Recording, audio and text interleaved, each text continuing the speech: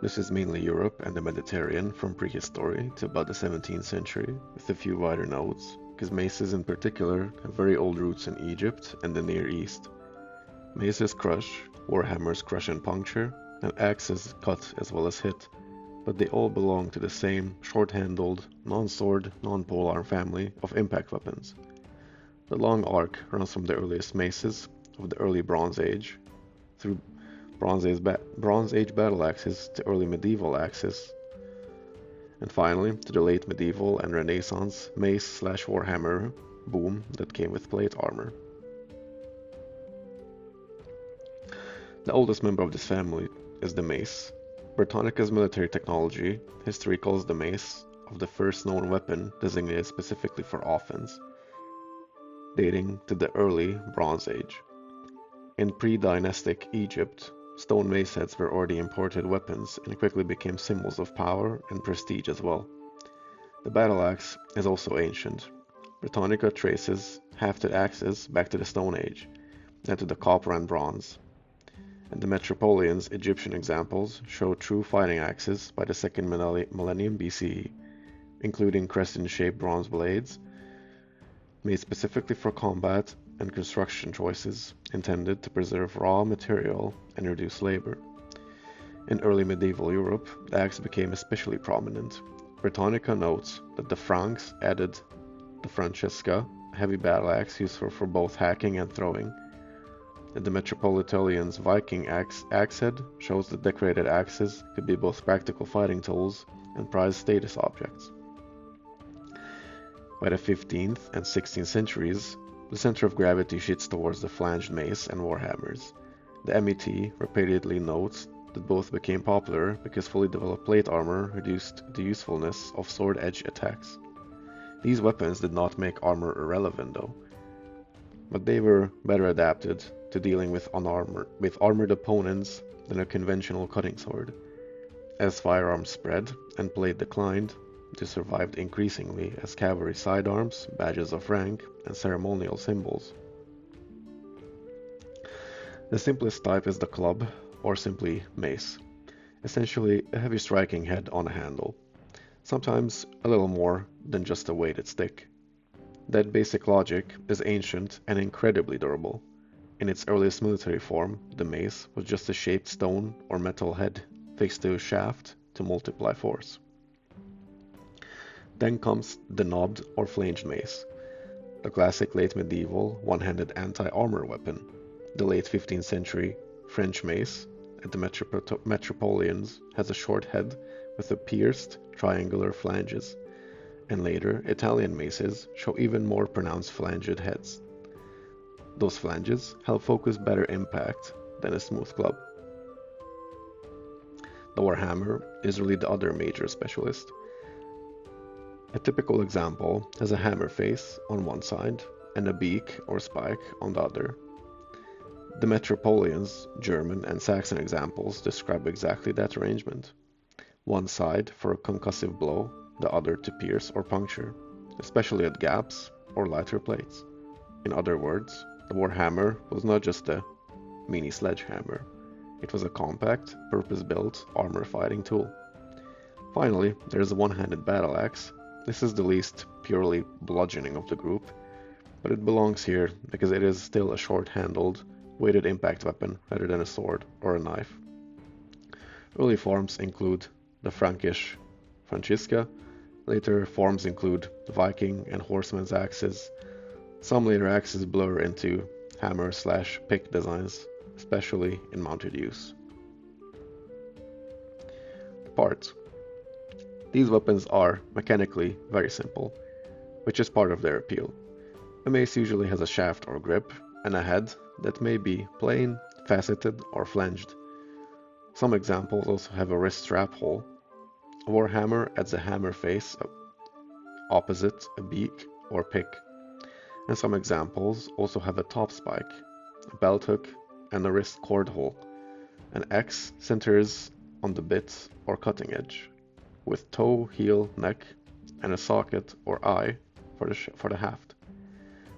The Metropolitan's Scandinavian axe head describe those features unusually clearly. materials, construction, and maintenance. The material story is straightforward.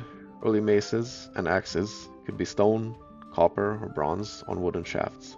Later, battlefield versions, usually iron or steel heads on wooden shafts, sometimes with leather lashings, cord, or metal reinforcements. The Metropolitan's objects show exactly that spread. Pre-dynastic stone mace heads on wooden shafts, Egyptian copper alloy axes with wood and leather, and late medieval/early modern maces and warhammers in steel with wood cores, cord wraps, or all steel shafts. A fighting axe, mace, or hammer concentrated its skilled work in the forged head and its mounting, not in the long, springy blade as a sword. That does not mean they were trivial to make, though, only that they were usually simpler than a high-end sword. Court pieces were another matter.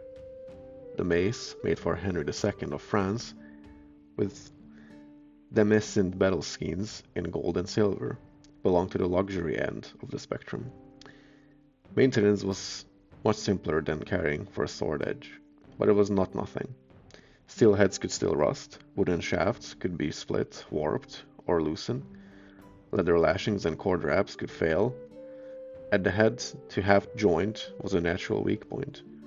The Metropolitan Egyptian axe explicitly notes that its original leather lashing had disintegrated and had to be restored, while the Medici horseman's axe survives with a modern replacement haft. The museum evidence strongly suggests that most ordinary practical chore was simply keeping the head tight and the haft sound.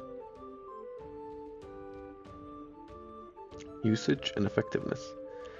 In use, they were usually sidearms or secondary close combat weapons, not the only thing a soldier carried.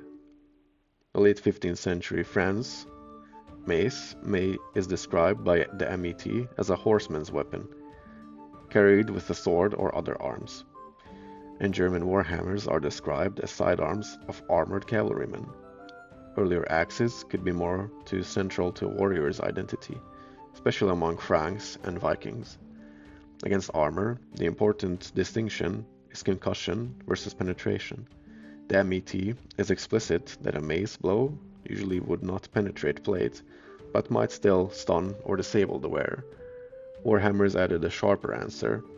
The beak, or pic de corbin, could attack the chinks between plates and might even pierce light armor plates.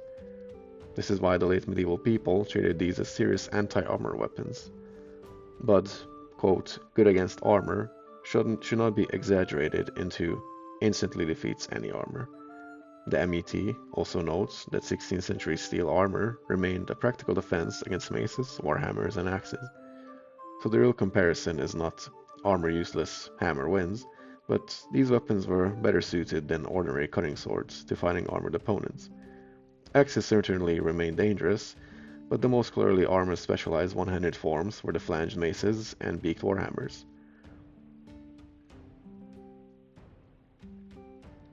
Weight and handling. These were not giant fantasy sledgehammers. Surviving one-handed examples at the MET are much lighter than the image suggests. A late 15th century French mace weighs around 850 grams. A late 16th century German warhammer about 992 grams.